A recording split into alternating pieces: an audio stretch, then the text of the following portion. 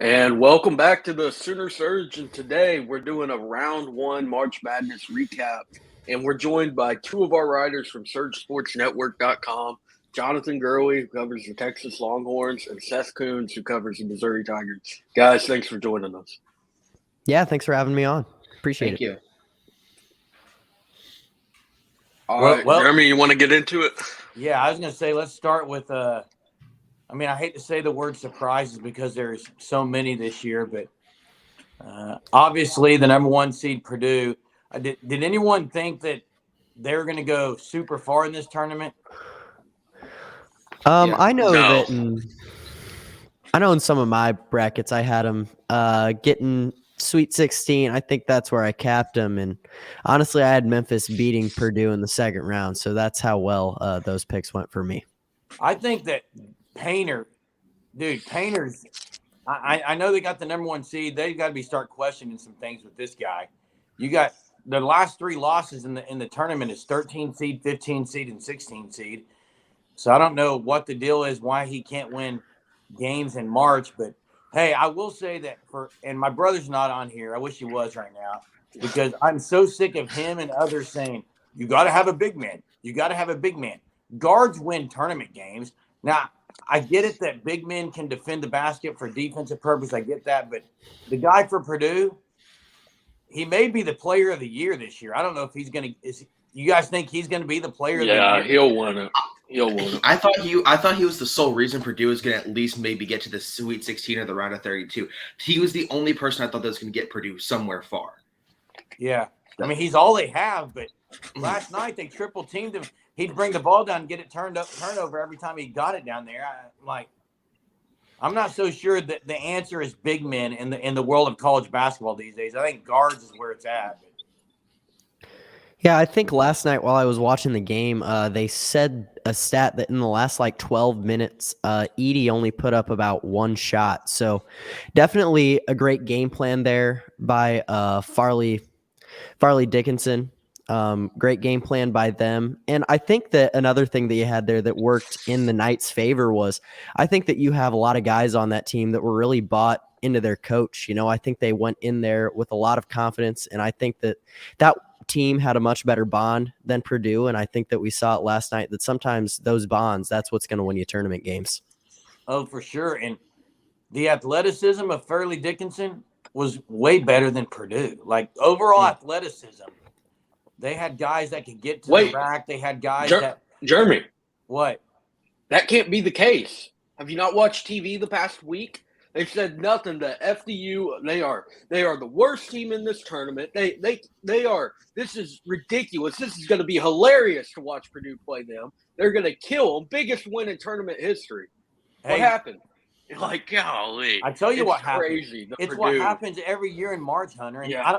I don't know that this would ever happen in football because you only need 5 guys in basketball, and only 2 of those guys you need to get hot. But when there's no pressure on teams, the guy stepped up last night, the Farley Dickinson big man, hit a 3-pointer to put them up 5 when they were up 2.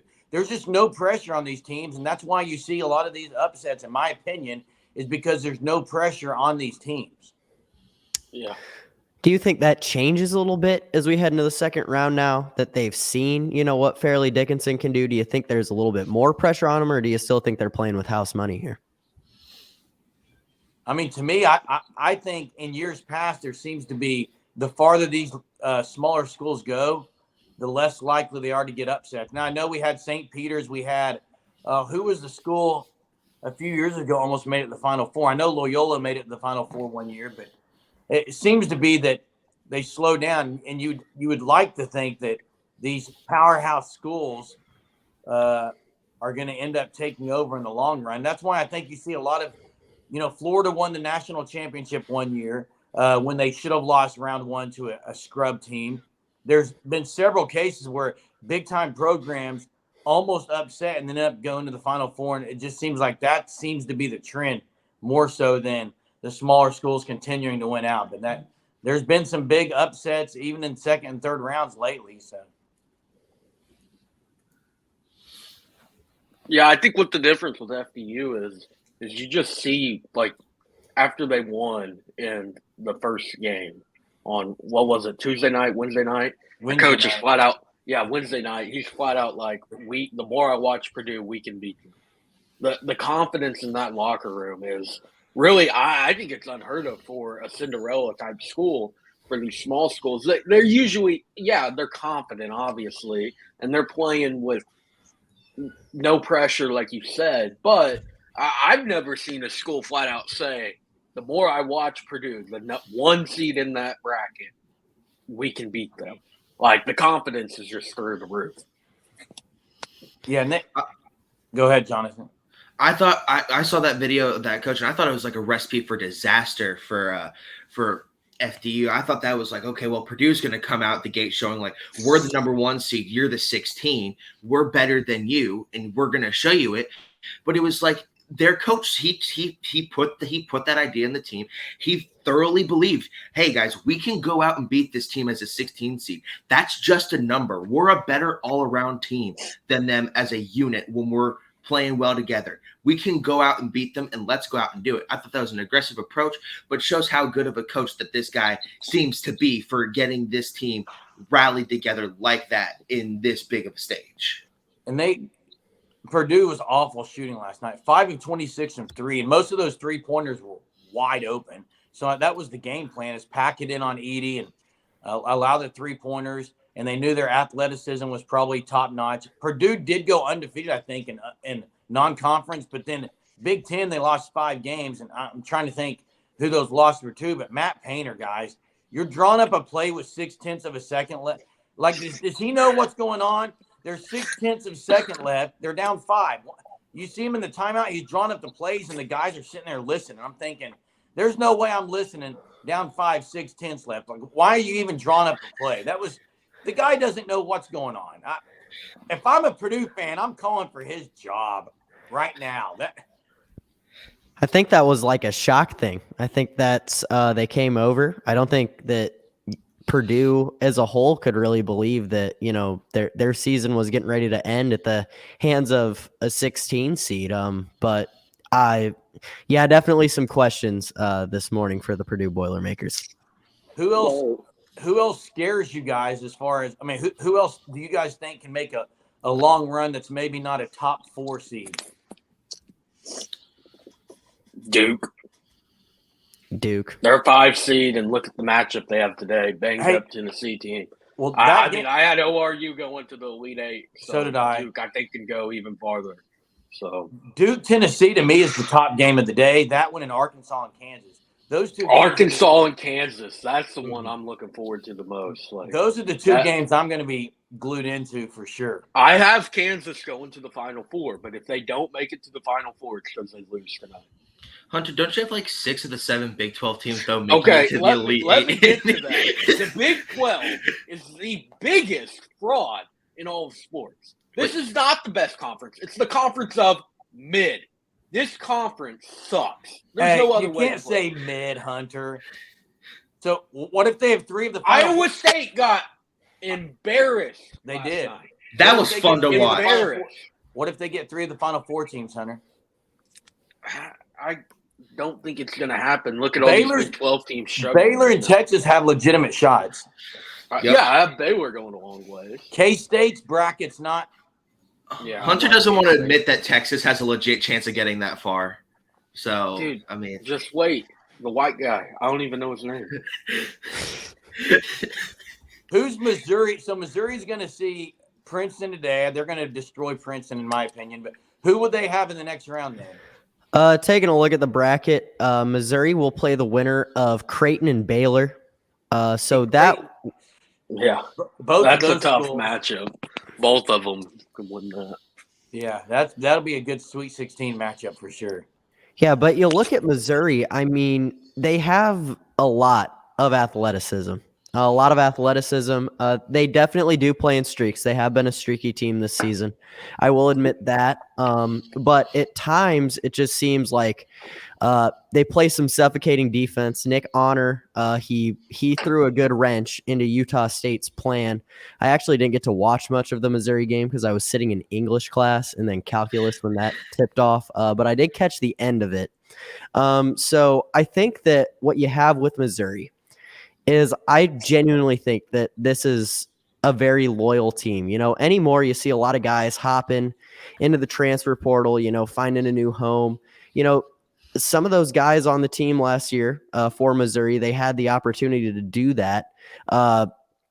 Some of them did, but I think the guys that remain are very bought into this Missouri program. They're bought into Coach Gates, and that's a good recipe when you have a team in March Madness.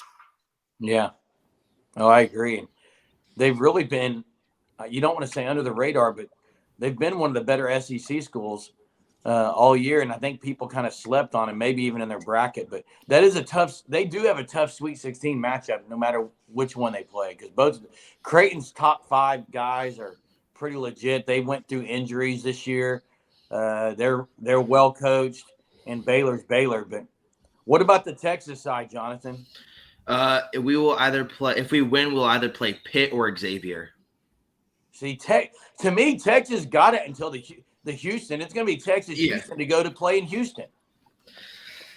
Yeah. I mean, where's that game going to be at, Jonathan?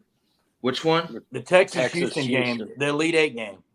I don't. Is it in Kansas City?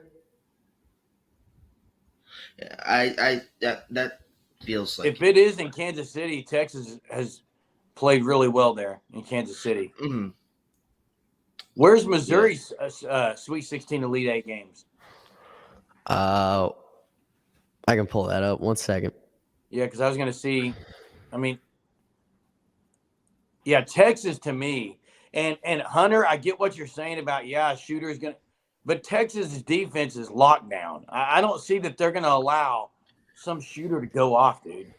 I mean, look at Colgate. Colgate came into the game as the best three-point shooting team in the country, and they made 3 3-pointers the whole game. Yeah, I don't see Penn State matching up well with Texas at all. And the big thing is we got Timmy Allen back, and with how well Dylan Dessou has made the month of March his month. He has not had a bad game at all. And him and Timmy Allen, it didn't happen really until about midway through the second half where they finally got like their feet underneath each other down low in the Colgate game. And once they did, it was just how Colgate was scoring. They were getting inside and they were getting offensive rebounds and they were dominating us down low. But once Dessou and Allen got their feet underneath them and doing that, we were able to start stopping them. And he had I think he had 2 17-10 games in the Big 12 tournament, and he had one against Colgate.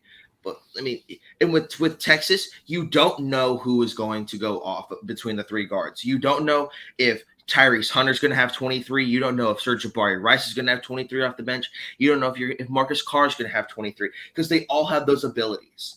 To me, that's what separates Texas. They have 3 really good guards. Andrew Funk, who I'm talking about from Penn State, had 27 against A&M, 8 for 10 from 3.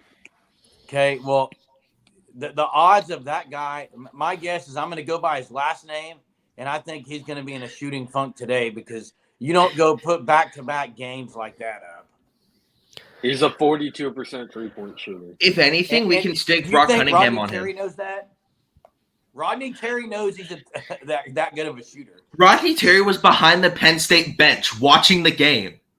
Yeah. Hey, the only way he's not going to have 8 threes tonight is when Serge Jabari Rice fouls him every single possession and they don't call it.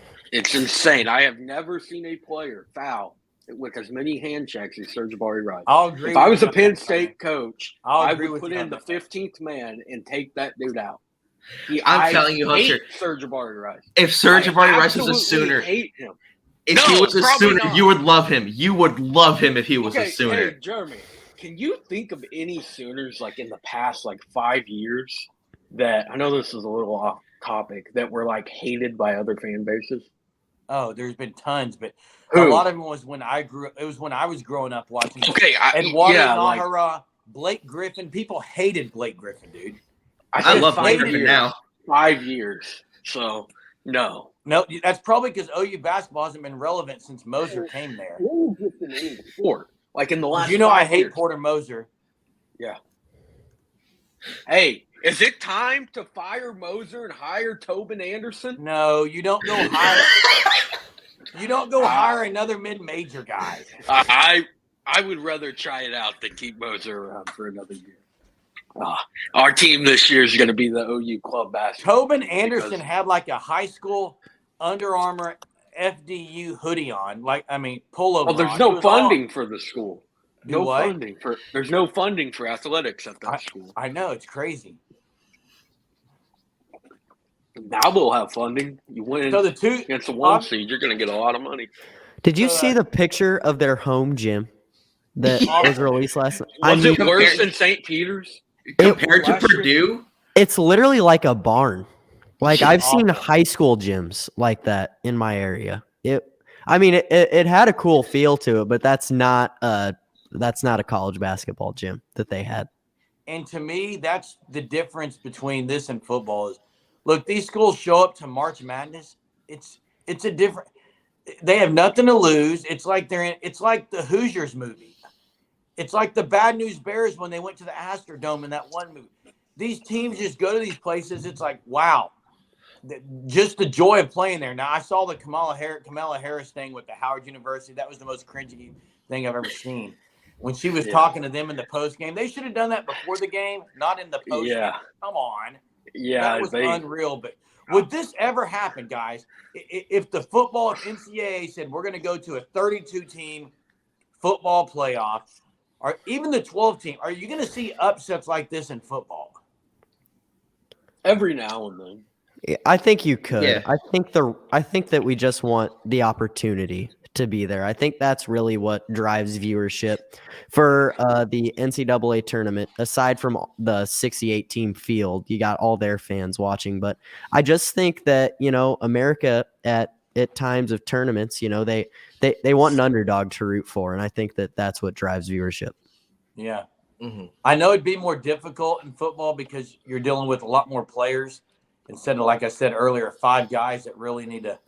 It's going to be interesting if guys from FDU hit the portal to like big time programs now or something like that. St. Peter's did last year. Yeah, Gulf Coast. ORU the year before. Gulf Coast. They went to the Sweet 16. That's who I was thinking of. Yeah. Yeah. ORU the year before only lost O'Banner, so. Yeah. Loyola lost a good amount of players because everybody on Loyola was a senior that year, basically. I think it was Marcus Towns and Clayton Custer were all seniors that year. Yeah. Well, you're talking about football, like if they were to ever do it. The only way it would happen is if the NCAA partnered with Vegas, because the amount of money to make from gambling over this stuff. I don't know if you guys have seen all the videos of Sportsbook in Vegas right now. It's insane. Everyone's there. Everyone's betting on this stuff. So if football ever went to like a 32-team playoff, it would be totally for the money because there'd be so much money involved. Mm-hmm. How many of your Final Four teams are left, guys? Ew. I think all 4 of mine. My national title team is Houston. So I still got them. I got Baylor. I think I have 2 out of 4. I know for sure I have 2, and that's Alabama and Texas right now. My Final Four out team. of 4. Yeah, out of Final Four. Is it concerning to you guys? Yeah, all 4 of mine are alive. That for Brandon Miller, the fact that I don't think he had a point against TMUCC. Yeah, I wish we had our Alabama writer on. I think she's on. She traveled somewhere, but wasn't he also receiving treatment that game? So he wasn't like, I don't know how many minutes he played. 19. Okay, he should have scored. Yeah.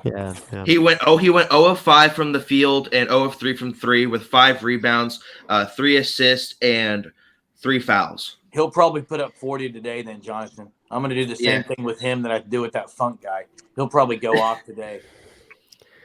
I mean, you know who loved the Brandon Miller 0-point outing? Fans of Maryland, fans of San Diego State, fans of Furman, Creighton, Baylor, Missouri, and Princeton. They loved it because all the talk, going into that bracket was if this Alabama team, could be beaten. It seemed like they had a pretty open road. And then, Brandon Miller, 19 minutes, 0 points. I think that fired some people up. So we'll see how he plays against Maryland. Yeah, I look for them to spank Maryland pretty good today. I don't think they make it out of there. Before I had them losing tonight. You don't think they're going to beat Maryland, Hunter? No. I think I'm meaning out of that bracket. Out of that bracket. I have Baylor going out of there. I think Bama. I think Bama. They're my favorite. They're my pick to win the national championship this year. Because if you They're look, frauds. Hunter, this is a team that in a 2-week span beat the number 1 team in the country. They beat North Carolina. Yes, I know North Carolina is bad, but at the time nobody knew North Carolina was going to finish the year unranked. They were number 1. Then they beat number 1 Houston. Didn't Houston finish the year 2? Yeah. Yeah, and this is a team that yeah. lost by 24 to probably the worst basketball team I have ever seen in my life. Well, Oklahoma Hunter, as we know, upsets can happen and everybody can have their off game. The FDU coach said it. They probably beat us 9 out of 10, but they didn't beat us that one time. He didn't say 9 out of 10. He said 99 out of 100. Okay, so he said okay. I would take FDU in that. Worse odds. But so upsets can happen. Everybody can have their off night in basketball. It's basketball. Somebody has a bad shooting night. That can be the difference in the game. So that was one game. But if you look at Alabama's collective games and schedule the whole season, there's without a doubt they're the best team in the country. And the SEC looks pretty. Hunter, we they do. SEC earlier this year. But the SEC looks pretty doggone good. They look really good right now. Like, it's the Big 12 that's not looking good. How many's left in the SEC? When you see Tennessee, Missouri, Arkansas, Alabama. Who else? I think the only one who's I think the only one that lost was A&M. A&M lost. A&M and Missouri State, or not Missouri, Mississippi State. Mississippi I State. wanted A&M to win so bad, just so we could play them. A&M didn't. They're out there celebrating in the hotel, like goofing around. That video was so funny. A&M lost because they spent the entire week throwing a fit that they were the 7th seed. A&M has probably the worst fan base in all of sports. They are constantly whining over something, whether it be football, baseball, basketball, boiled anything. brats. Like, and they were up till midnight doing their midnight cult yell, and then wonder why they lose to Penn State. So the A&M chat boards are my favorite things to read. They are pretty fun. When they're blaming OU and Texas for everything, I mean, it's amazing. They probably have the best message board out of every team. And unfortunately, like, I know a lot of A&M fans. I know it's friends with my mom and everything, but like, it's so fun to go over to their houses on Saturdays when A&M's struggling, and just sitting in the back, just watching them just get so pissed off over Jimbo. They were so happy they hired him. And in basketball's the really fun one, because I've been told for 3 years they have a national championship winning basketball team, and can't get past Penn State. Jonathan likes to stir the pot. I can tell. Oh yeah. Ask Hunter about it. Hunter. Let me ask you guys a question that's out there, and I don't know that I believe it, because this is probably absurd to say, but John Shire, is he going to Coach K? Like, are they better off with Shire right now? That dude's looking really good, though. He is looking really good. I think they're better with him this year than they would have been with Coach K this year. This is actually not the most talented Duke team they've had. No, it's in no ways close. But really, they shouldn't be a 5 seed. You look at their schedule and their record, they should not be a 5 seed. It's crazy. They won the ACC, right? Yeah, they did. They won the ACC too, and they're the 5 seed. That's just wild. Where's the Providence coach going? Did you see him in the post game? They asked him, like, "Is this your last game?" He wouldn't really answer him. I like that coach. I'm not sure where, unless he's going like Notre Dame, or did they already hire someone? I know there's 2 big openings right now, Notre Dame and Georgetown. Oh, he could be a Georgetown guy, yeah. But Providence is another Big East school. That doesn't. I know it doesn't. But I like him. But Providence makes the tournament. Georgetown's been at home for how many years now? It's been a while. Since Patrick Ewing was there? Yeah. I'd rather him over. Wait, did you say the Georgia Tech job was open? No, Georgetown. Georgia Tech is Pastner, right? Yeah. No, Damon Stoudemire. Oh, that's got right. that Where's job. Pastner at? The guy that used to be at Memphis. Remember when Memphis was like, he was taking Memphis to Elite Eights, and he was like the Memphis next big had like coach. a dominant run for like a couple years. Yeah, what happened to him? Josh Pastner. I can't think of where he's at. I don't know what happened to him, but he was an up and comer. Who is Memphis's coach now? Isn't it Penny Hardaway? It's Penny Hardaway threw the water bottle last night when FAU made the game-winning shot with 3 seconds. He threw the water bottle. Josh Pastner got fired from Georgia Tech last week. Last week? Yeah. Yeah. How far has that dude fallen, man? It goes to show you a guy like Tobin Anderson, while he may look legit right now, some of these guys. Oh, yeah. And same with Porter Moser. Porter Moser's a Gates fraud. guy from? Where's Gates from Missouri from? He came from Florida State. Okay. So was he an assistant there? Or was he the head guy there? Because I'm trying to think who else Florida State had. Who was the guy right before him at Missouri that was supposed to be the next guy? Lonzo Martin. Yeah, it didn't pan out. Didn't work out, huh? No, it did not. It did not pan out at all. It was actually such a painful last year that, I mean, it got to the point where somebody would walk up to me and go, "Hey, Missouri's up by 10 in the final 5 minutes." I'm like, yeah, let's check back in 4.5. I'm sure that they'll be losing by then. I mean, it was painful at times. And then, Dennis Gates has just been a breath of fresh air for the fan base in Como. Yeah. Some of those mid-major guys, Martin, you got Pastner, who was mid-major. He's declined. Porter Moser's not done well since he's been at OU. A lot of these other guys who are at bigger programs, even if they're assistants, they seem to be doing better. But yeah, that might be the move for the next OU head coach. Because, I mean, we're keeping him, I guess. And I guess we'll allow him to put together an OU club basketball team next year because we're going to lose all of our team to the portal. It's just wild. But you get to go against Chris Beard, Jonathan, again when Texas plays Ole Miss in a couple years.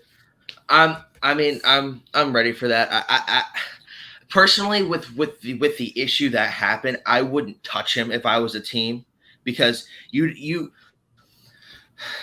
looking at how good Texas rebounded since that. If I'm being honest, I thought that was the end of our season when that happened. He led us to the win over Gonzaga. I thought we were done for the season. And safe to say, I don't know if we beat Colgate with Chris Beard.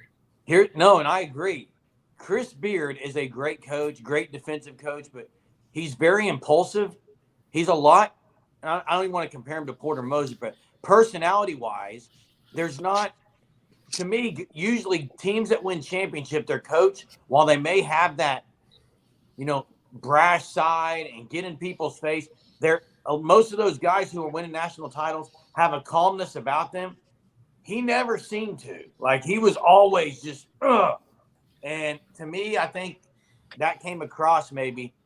That was the same issue with him and Shaka Smart. They were too energetic and getting in guys' faces instead of kind of, sitting back and then, telling them, okay, well, do this, adjust this. But that's what Rodney Terry does perfectly. Rodney Terry's not jumping up and down on the sideline, not hitting a three-pointer and he's, pumping his fist in the air. He's just sitting there going, okay, what's going on? And then if like when Colgate put on multiple 10-0, 8-0 runs on that game, Rodney Terry would call a timeout. We'd come back and we'd hit 2 straight 3-pointers to add 6 points back onto our lead.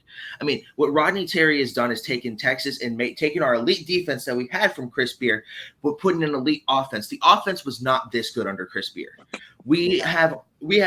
This is the best Texas offense I've seen in a long, long time. Since maybe 2020, when we had guys like Andrew Jones and Matt Coleman and Jace Febres, kind of just the elite three-point shooters that we had.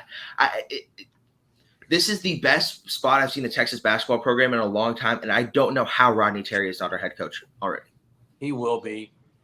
You also got guys so you got these young coaches or up-and-coming guys, and you still got the stalwarts, Tom Izzo, Calipari, all these guys. Win. Do what? They're winning right now. No, that's what I'm saying. I'm saying Tom Izzo, I would pick Tom Izzo every year in the first round. That guy.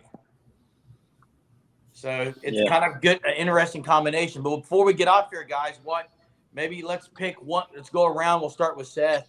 Maybe one specific team, maybe as an upset in the second round, and then obviously I think you'll probably pick Missouri if you guys want to. But how far do you have Missouri going, Seth? Right before I get into that pick, I do have to do some clarification on Dennis Gates. He was the Cleveland State head coach from 2019 to 2022. Before that, he was an assistant at Florida State. So, Okay. So he just went assistant and then to a mid-major and now to okay. Yeah. So taking a look at things, I really like where Pitt is right now. I think, Xavier, they didn't really impress me against Kennesaw State. Pitt had a very solid showing against Iowa State. I think that Pitt could definitely make it to the Sweet 16. So that's my possible upset watch for this second round, the Saturday, Sunday games.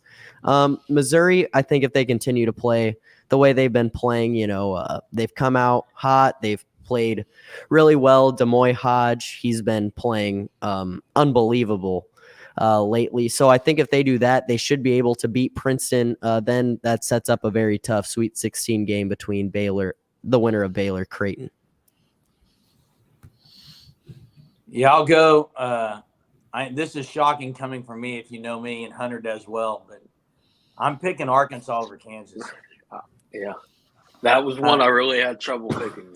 Arkansas, and I like Kansas. I lived in Salina for 3 years. I like the Jayhawks. I was glad they won it last year, but Arkansas is very athletic. They're going to give Kansas trouble because of their quickness and their athleticism. And Musselman seems to be able to coach pretty good in March. And Bill Self with the undisclosed illness and everything. Yeah. Is he coaching today?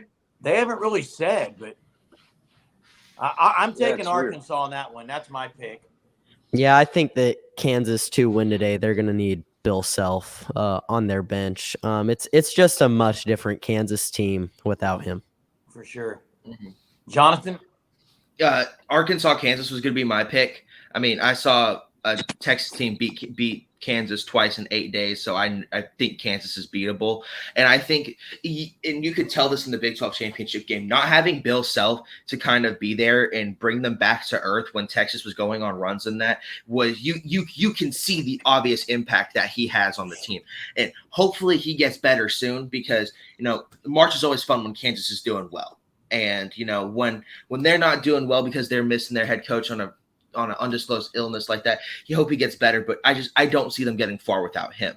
He's the guy that can bring them back together and bring the team, back focused on the game. Like, hey guys, they're up by 6, but we can do this, or if it's up by 10, okay guys, we can do this for Kansas, but without that impact on the bench, it's like, what are we doing here? We're lost without him.